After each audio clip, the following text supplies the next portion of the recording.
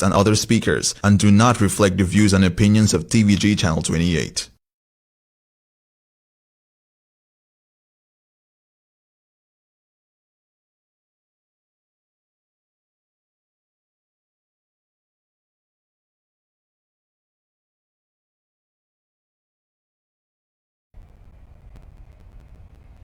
It's great to be with you once again in your homes and social media around the world. You know, today is an exciting day in Guyana. We have witnessed the British Airways flight landing from London into our country. And, you know, it brings together two countries that have had a relationship for decades. It brings also business folks, visitors, tourism, the connection to the wider world, to India, the Asia, the African world, and to the Arab world, all through London. So just that flight landing today is a significant advancement in one of our programs as government to enhance our connections to the wider world, improve investment opportunities, and to develop our country from an economic perspective even more. And what does it bring really to the table? If you think of it, Guyana is no longer a poor country. We are probably no longer a middle income country. We are on a trajectory of growth of significance. You know, I remember when Granger went to England a couple years ago when he was president. He bowed to the Queen. He had no initiative to ask about. He had no conversation. You know, the fact that we now have visa-free travel to England and Great Britain, we've got the economic connection. Guyana puts itself on the map. We are a country to deal with now. We are not a pushover. We have outlined our economic plan. We have developed our manifesto. We have developed our programs. We have developed our foreign policy. We have a leader with vision and passion and commitment to our country. The fact that those are key ingredients that we, Guyana, we the people, can be proud that our nation is being recognized. We are continuing to push to be a developed state. And, you know, when you think of just the term, what a developed state look like, and our framework of a developed state is probably the United States, the United Kingdom, and other parts of the world, Canada, that, you know, folks desire to go to as a developed state. So imagine Guyana moving in the right direction of a developed state where the international community must recognize us as an economic powerhouse currently and in the future. The fact that our people are dedicated and working together on the same mission of bringing Guyana to that developed state. So when you read, again, Kaichor News, you would wonder why Kaichor News probably is the most profitable paper in the country. And you know why? Must pick it up tomorrow and pick it up the next day, or read today. It's the same stories every day on the front line of the paper. Every day is exactly the same story. So if you don't have to pay reporters to write new stories, what's going to happen? Now, why would the folks that contribute to Kaichor News don't understand the term a developed state? How did you think America or United Kingdom, Great Britain, Canada, how did they become a developed state? Did they not have to develop their gas industry? They did not have to bring energy costs to make their industries competitive? So why would we allow the pundits that writes in Kaichor News, the TikTok politician that repeats the same story every night on his program, and I don't know if TikTok is going to be on the ballots. You know, it's a new technology in the world. Now you can put your videos on. So the TikTok politician Why would they want to keep Guyana poor? Why would anyone that is Guyanese, the blood of a Guyanese, want to let our people remain poor? The fact that the wider world has recognized Guyana, we are on the trajectory of growth, 62% growth last year, 35% this year. We're an oil-producing nation. We are developing our infrastructure. The president is implementing social services. He's bringing health care to the highest level possible that we would have ever seen in our country. Why wouldn't anyone that says they're born in Guyana want us to become a developed state? You answer that for me and with me. Wouldn't they want us to have the same benefits as Americans have? Cheaper energy, better roads, great health care, better wages? Why wouldn't they, the TikTok and all his pundits, want us not to enjoy creation of wealth, prosperity, unity, in diversity, all of the things that developed states push for, institutional changes, leadership with measurement? We want that. Our president wants that for our country. And every day he puts his vision and our vision of government and our vision of a party in place. That way we all can see those benefits. So we're continuing, as you listen again, as I advise you, read the Kaitro News today, read the Kaitro News tomorrow. Listen to the TikTok politician today and listen to him tomorrow. There is no difference in the story. The story is they want us to remain in poverty. They want us to remain poor. They want to stop the gas to shore. Why would you want to do that? Cheaper energy. Those who are getting into manufacturing, great products at the fair this weekend at Providence Stadium. If you saw the products that we are developing today, the furniture, the agro products, why wouldn't you want us to be able to mass produce those products? Get it into the North American market, get it into the Europe market, get it into the Asian market. So we, like all those who got rich outside all over the world, selling us products for decades, now it's our turn to sell our products to the wider world.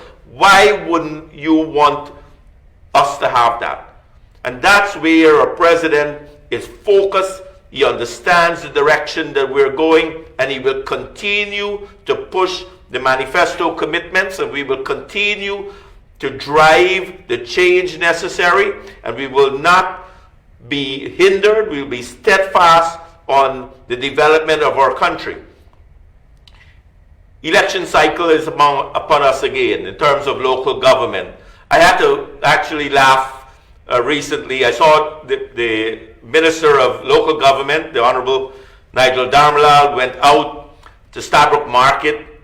He did his assessment. He realized that there's a lot of changes that needs to take place, improvements. It's not his role, really, to do that.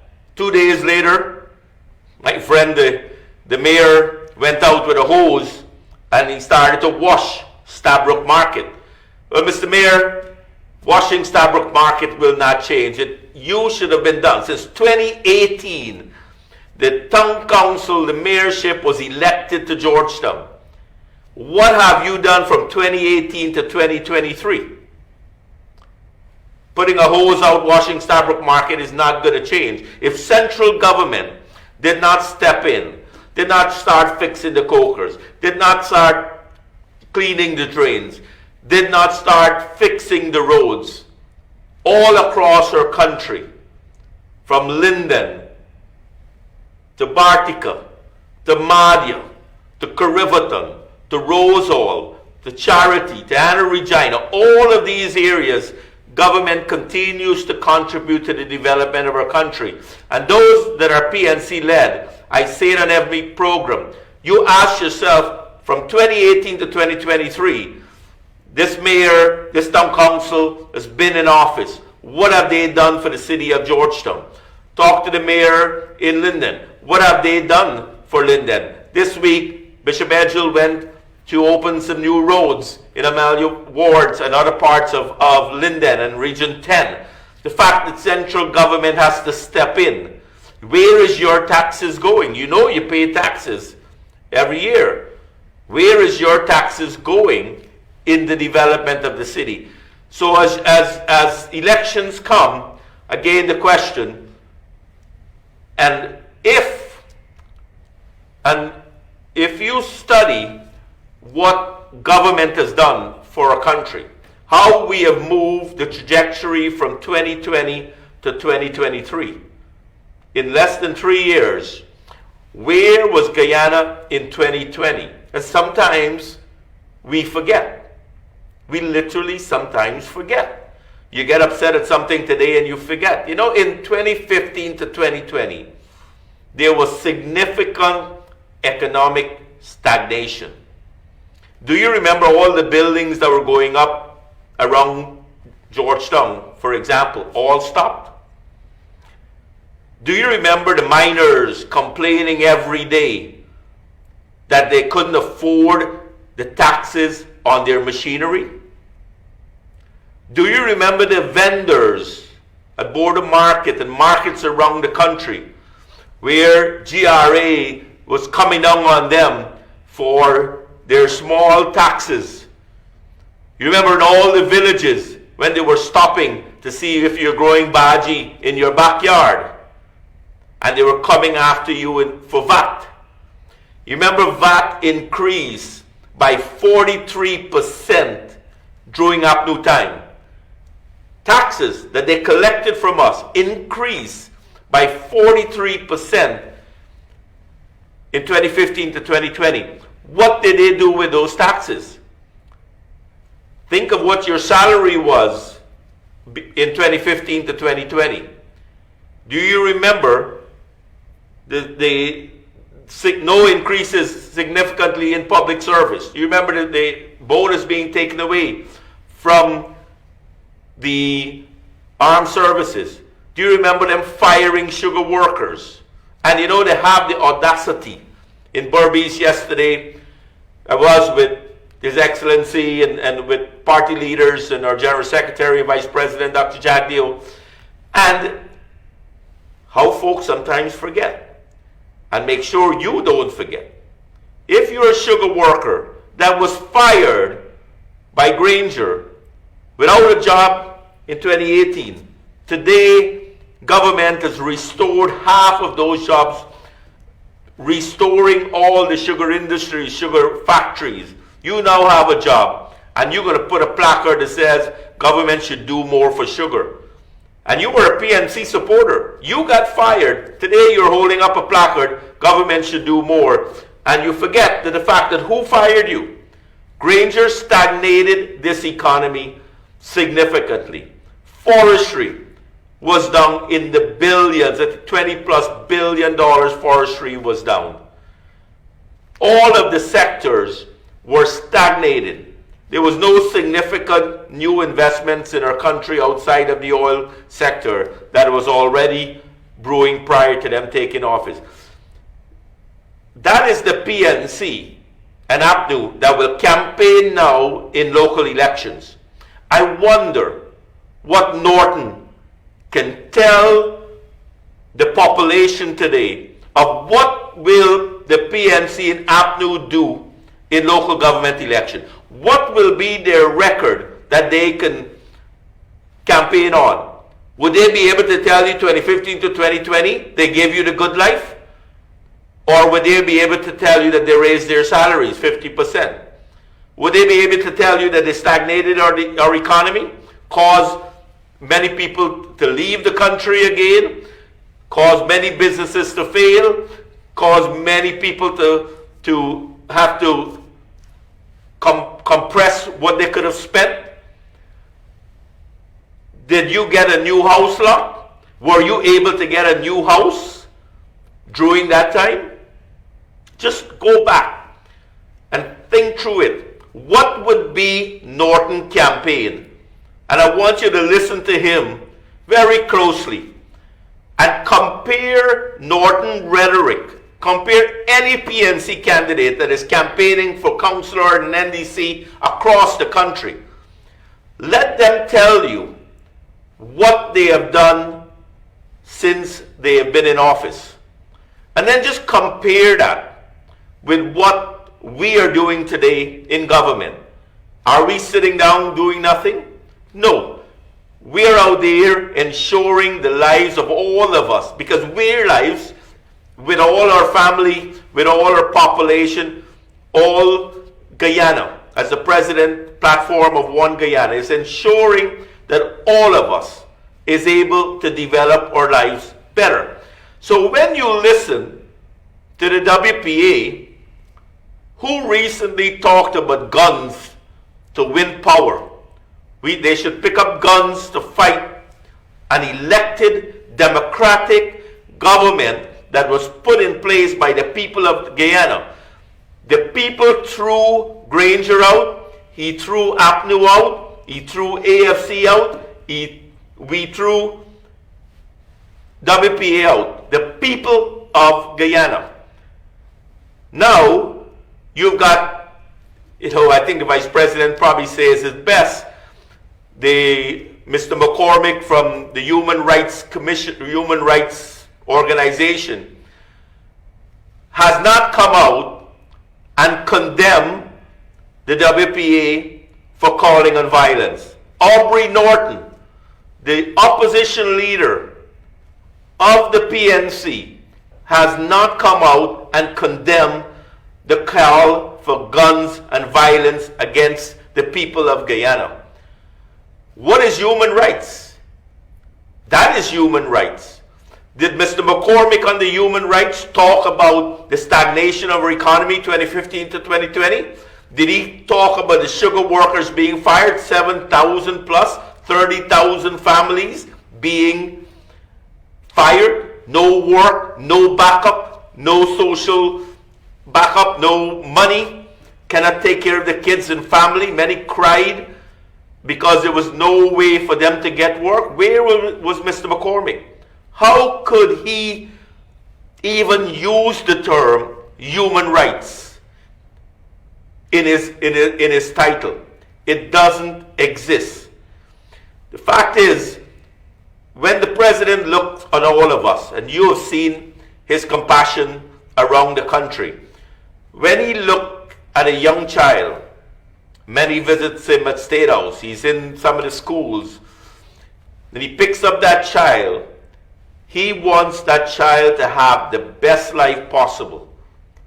Like that some of us older, that may never had, he wants that young child. And that's what his goal and his vision in our nation is, to work on developing our country. So the pundits that again tell all the world, don't develop Guyana, keep us poor, keep us in economic slavery, there's no way we will even consider, listen, we will fight, we will make it better place for Guyana. And I want all of us, and if you listen to our leaders speak, their drive, when they use the term fight, it is to fight to ensure that we are allowed to develop our country. You know, how, when we complain about cost of living, and you think of cost of living, prices going up, right? And there's definitions of why cost of living prices go up. When cost of goods, cost of electricity, cost of gasoline, cost of shipping, all causes goods to go up. How do you counteract now? Right? What do we do? Whether it's government, whether it's people. Government looks at many things. They look at reduction in taxes. That's why there was no new taxes in our budget in 2023. We look at removing taxes on fertilizers. We look at removing taxes on water and electricity. We're removing 200 plus taxes that Granger put on all of us. A human right disaster. we took that off. So we are doing everything, the taxes off of gasoline, even subsidizing the cost of electricity so that our bill don't go skyrocketing because the world prices have gone up. So that's what government is able to do. Government can't tell a supplier or provider what their price should be. It doesn't work that way. We are a free market economy. We want to stay a free market economy. Government puts these measures in place. We increase wages and salaries to kind of in order to cushion cost of living. What could you do to cushion cost of living? The Minister of Labor, the Honorable Joe Hamilton, announced that we need 2,000 welders in our country today. 2,000 new welders. If you're out there, whether you're a housewife, whether you're underemployed, whether you're in a job you don't like, whether you want to become wealthier, this is an opportunity. You want better wages. In order to get better wages, what are you going to do to get better wages? Get into those training. Get into those training. That's how you cushion cost of living increase. Apart from what government can be doing, this is the table, draw the T table. Government is doing exactly what they can do to cushion cost of living. Your side of cost of living is to ensure you get better wages. The GOLD program, 20,000 scholarship, sign up. Sign up for it. Get yourself a better education if you want to make more money. Wealth is not created by sitting at home.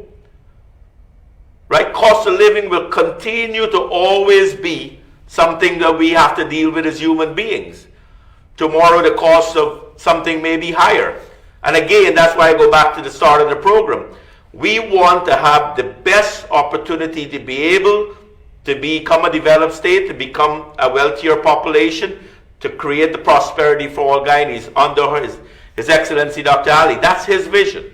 And that's why he's ensuring all these programs. When he puts out billions of dollars in infrastructure, in road development, when he goes, the team under Honorable Prime Minister went to Victoria and talked about development of farm-to-land roads, the other development within all the communities.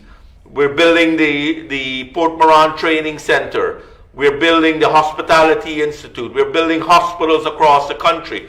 These are all areas of development that gives us the opportunity. Imagine the amount of nurses and doctors and healthcare other workers that will be needed when all these hospitals are done. Are you getting ready? Imagine the hotels that are going up. Thousands of workers will be needed. The minister said it. He said, do you want somebody from Philippines coming in because they're qualified, they're certified to install the toilet in a hotel and you are not? The way to gain prosperity is you've got to draw that T table. You've got to put yourself in the position where you are grabbing the wealth. The wealth is ours. If you are not paying attention to Guyana's wealth and you are sitting there complaining the cost of living is going up, chicken is going up, and you're not figuring out how to create wealth. Training, better education, there are better jobs. It's our job. Local content is being expanded. We are ensuring that the fact that all of us have that opportunity. The national projects across Guyana, the gas to shore, bringing the energy costs down. The infrastructure of all the 2,000 miles of new roads that are being built. Right? All of the training centers that I mentioned. The hospitals being developed. These are all what I call programs. These are all components that you and I need to become part of. It's not government building a hospital and I'm going to go get a better health care. I will. But the fact is, now I can become a nurse. We will need more nurses. So I'm going to get into nursing education, get into training. I may not want to be a nurse. I may just want to be an ambulance driver. So you'll go get certified now to become an ambulance driver. There are many, many opportunities. And when you look from a family perspective, right, and I challenge many housewives today that may be home, right, how could you create wealth and more income in your family. There are many opportunities. The call centers, there are thousands of jobs in the call centers today. We're going to open one and then more fairly soon. We've got Georgetown have thousands of seats available that are hiring new people every day. We opened a call center in Linden. There are 2 being built in Berbice, 2 being built in Essequibo. The job opportunities are there. The call center in Linden that hires over 100 plus people is setting up a daycare. I challenge you, if you're at home and you're not working, and you may have young kids that are going to school, challenge yourself to try one of those jobs. Challenge yourself. There's no reason why women today cannot be a welder. These jobs pay higher income, right? And the need for the industry as we grow, we want to make sure we get the best jobs in our country. We want to make sure all of us take the opportunity. Don't let a foreigner comes in because they have the certification and the industry now requires certification. Don't let them come in and take our jobs. Let us first grab it. It's ours. That's the president's vision to ensure prosperity for all Guyanese. But we've got to step up. We've got to make sure we deliver on our commitments to be part of Guyana's development. Just back to elections as we come into June 12th. And it's a time for assessment. It's the best time for assessment. And I want us to first remember that Guyana, all of us, I know none of us have any racial blood in us. None of us would intentionally discriminate against anyone. So why do we allow a few of the politicians, especially in the PNC side, especially, and I say that, to spread racial hatred and discrimination? Why do we allow the outsiders in the United States in their basement to say that Guyana has a race issue? No. We work together. We live together every single day. Don't let this election take us apart. Join the commitment to say, I want to be part of Guyana's growth. I want to continue to see this country develop in a developed state. I want the world to continue to recognize us, as Great Britain has done, in making sure we now have to travel visa free. Don't tell us we are second-class citizens now traveling to our country. That is the type of power we, the people, have in our development. Get on with the training. Get on with looking at how we can work together under the One Guyana platform. Challenge those politicians to stop their rhetoric. Challenge the outsiders and the TikTok politician and the TikTok papers, the Kaichur News, and other that is continuing to spend negativity in our country.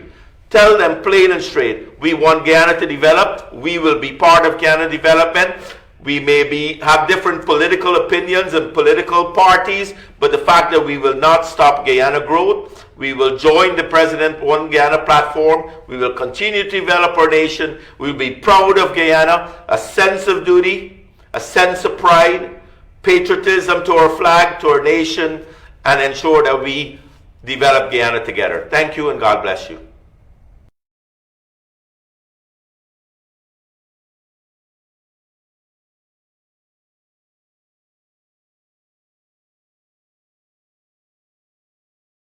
That was a paid program, and the views and opinions expressed are those of the host and other speakers and do not reflect the